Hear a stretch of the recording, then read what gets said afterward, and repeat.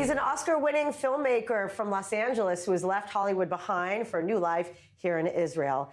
Known for documentaries like the Academy Award-winning The Long Way Home and many others. Please welcome Richard Trank to the studio. Baruch haba. Thank you, Emily. It's so good to see you here on this side of the world. First of all, I mean, with such a flourishing career, you know, nearly 20 films. I know it wasn't just some spontaneous decision to move here. It was a long time coming. Why? Well, it's something that I had been thinking about really very intensely the last 10 years. And part of it was when I was doing one of my more recent films, Never Stop Dreaming, which was about the life of Shimon Peres. Spent the last year of Shimon Peres' life with him making this movie. And he was somebody who had appeared in other projects of mine. And towards the end of the principal interviews that we did, one day he asked me, we were talking a lot about Israel, and he just said, "Why haven't you made Aliyah?" And I didn't have a good answer for that, but it was something that I really, really thought about. And finally, all the stars aligned. Yeah. And we could do it. And now here you are. I mean, still early in, and we know that this country is so happy to have you. It's made a lot of news given, you know, you've had such a tremendous career, obviously winning the Oscar for The Long Way Home, which many people have seen.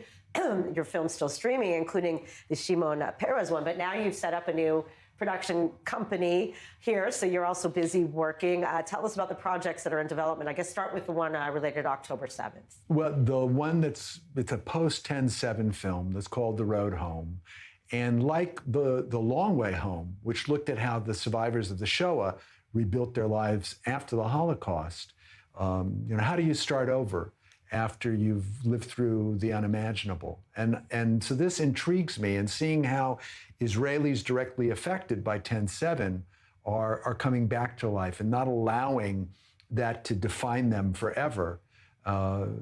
That's what this film is about. Wow. So a labor of love to be here. I know you just got back from doing, you know, more filming in France as well as Germany. You also are putting the final touches on a very interesting story about a soldier from World War II that was in D-Day, taken, killed, and buried in a Nazi cemetery. And he's since been reburied in, you know, of course, the famous American cemetery in France. Tell us why that is so compelling to be a part of.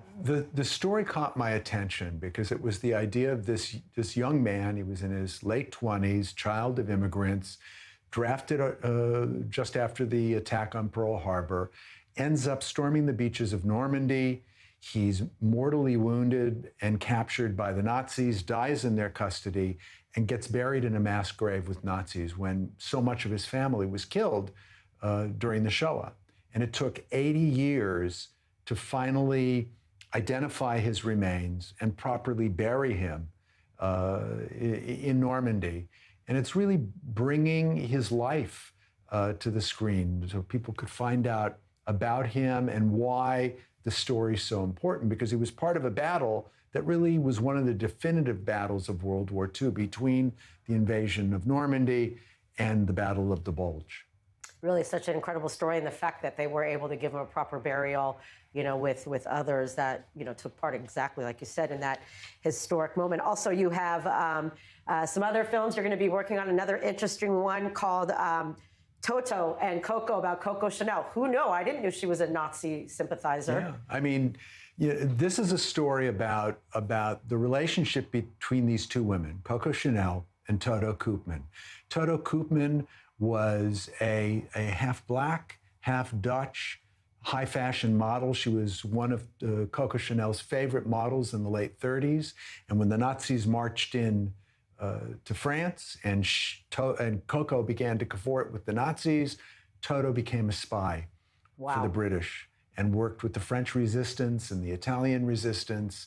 And it's really the story of the choices that people make. Sadly, you know, today, Coco Chanel is this fashion icon, and nobody really knows that she was a Nazi sympathizer, and very few people know about what Toto did. Wow. I mean, right under her nose. Right. Which is a big risk. I mean, your whole career is relying on Coco Chanel, and to be able to take that kind of chance is very, very heroic. So one more question before we go I wanted to ask. given that you had a several decade-long relationship with Shimon Peres, what would he have to say if he were still alive, you know, knowing that you made the jump and that you're here? I would think he'd be very happy because he wanted people coming here. And towards the end of our interviews, when he asked me about why haven't I made Aliyah, when I finally made Aliyah, when I arrived here 2 months ago, one of my first thoughts was, you know, what would he think looking down? Shimmy, shimmy. I feel very fortunate that I've been able to do this. And I wake up every morning very happy and very honored to be here. And just to show that there's a strong filmmaking capabilities here, you do not need to live in Tinseltown to No, you know do what? it. There's great stories here. And really much of my work pivoted to here. So now I'm not on the sidelines anymore. I'm here. Amazing. Richard Trank, thank you so much for coming in and for joining us here on this journey in Israel. Thanks, Emily.